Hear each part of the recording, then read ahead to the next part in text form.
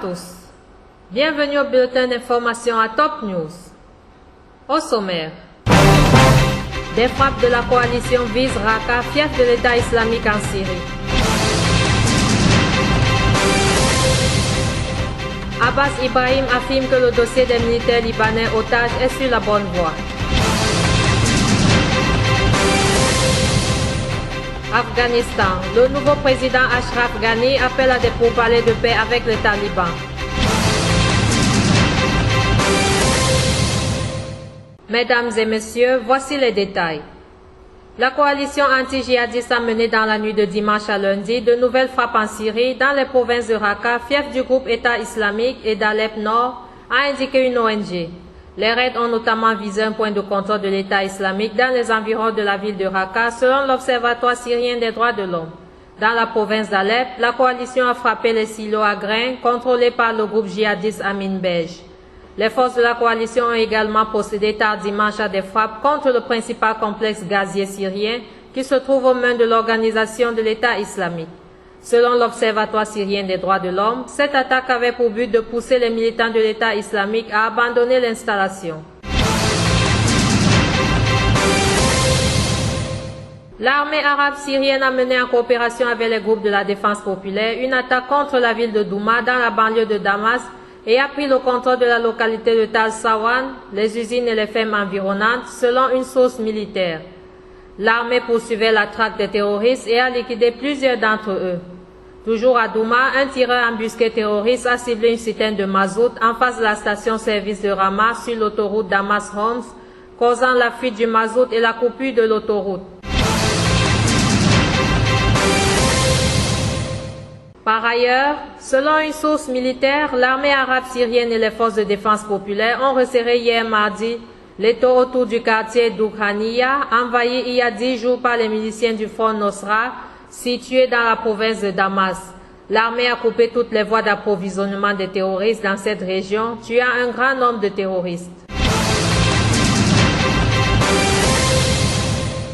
Le chef du Front Al-Nosra Jolani a prévenu les Occidentaux que la poursuite des frappes contre les tafiristes en Syrie déplacerait la bataille dans leur pays, dans un enregistrement sonore diffusé hier dimanche sur Internet. Il s'agit de sa première intervention depuis le début, il y a près d'une semaine, d'une campagne de frappe quotidienne en Syrie contre des positions de Daesh et du Front Al-Nosra effectuée par une coalition menée par les États-Unis. Jolani a également lancé un appel aux soldats libanais sunnites à faire défection de l'armée que les tafiristes prétendent être à la solde du Hezbollah. L'intervention du chef d'Al-Nosra survient au lendemain de la diffusion d'une vidéo du groupe dans laquelle son porte-parole menace de représailles dans le monde entier les pays de la coalition anti-tafiriste. Liban.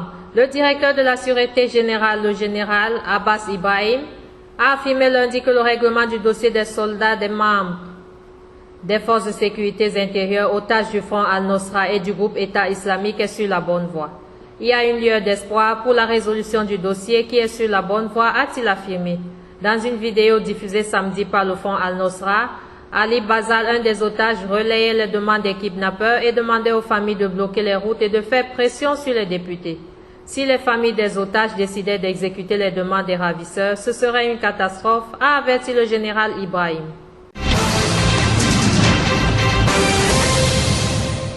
Toujours au Liban, le député Marwan Hamadeh a annoncé lundi la tenue de mercredi d'une séance législative afin de légiférer sur des dossiers urgents.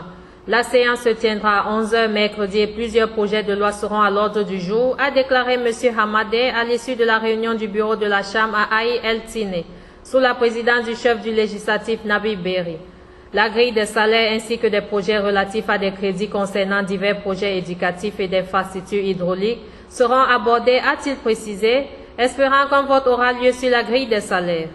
Il a également affirmé que la prorogation du mandat du Parlement n'a pas été abordée lors de la réunion du bureau de la Chambre. Le nouveau président afghan Ashraf Ghani a appelé lundi à des pourparlers de paix avec l'ensemble de la rébellion islamiste, incluant des talibans, afin de stabiliser le pays au terme de la mission de l'OTAN.